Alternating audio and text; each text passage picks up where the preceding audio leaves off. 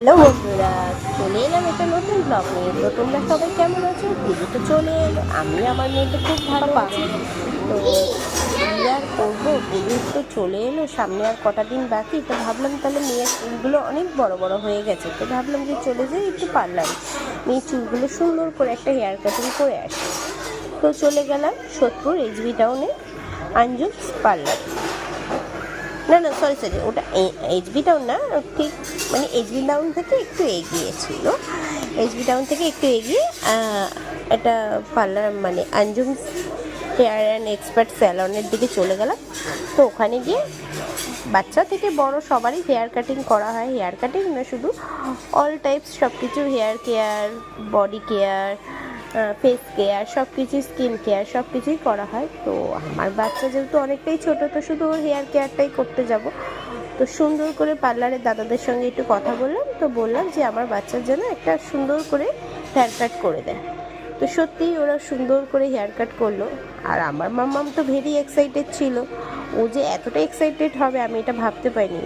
এর আগে যতবার চুল কাটাতে নিয়ে গেছে, আমি বলো ওর পাপা বলো, তো চুল কাটতে একদমই চায় না, ভীষণই কান্নাকাটি করে, খুব জেদ ধরে। চুল কাটাতে গিয়ে আমাদের খুব হেনস্থ হতে পারে। তো যাই হোক, সুন্দর করে একটা হেয়ার কাট হয়ে গেল। তো চলো তোমাদের সাথে সেই ভিডিওটা একটু শেয়ার করি। তো অবশ্যই যদি আমার ভিডিওটা ভালো লাগে, তো একটা লাইক অ্যান্ড শেয়ার করতে অবশ্যই ভুলো না, আর আমার চ্যানেলটাকে সাবস্ক্রাইব করে দিও। আর যদি কিছু ভুল ত্রুটি বলে থাকি তো অবশ্যই ক্ষমা করে দিও। Bye bye.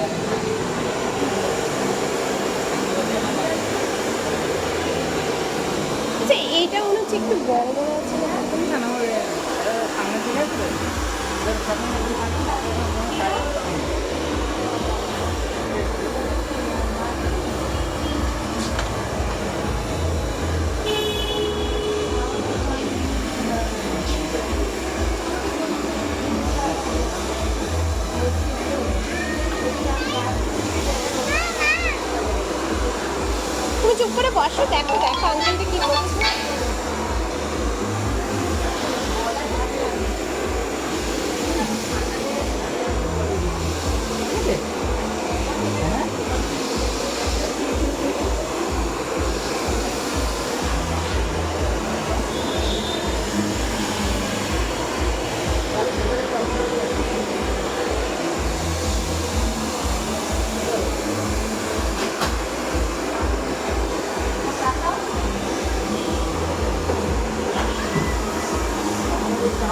বসো, হয়ে গেছে চলো।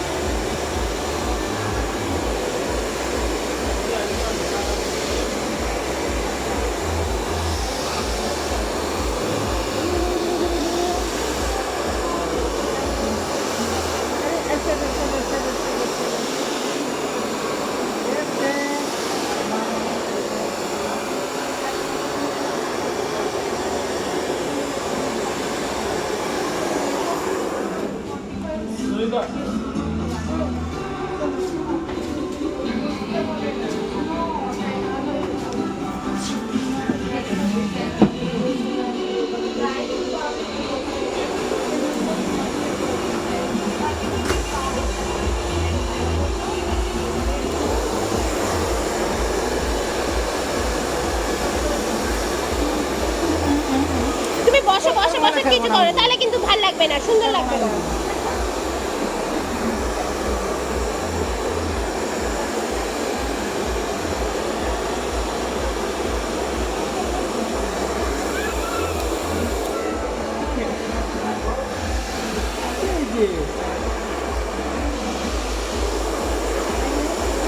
তুমি বসো, কিচ্ছু করবে না, আর কাটবে না, আর কাটবে না।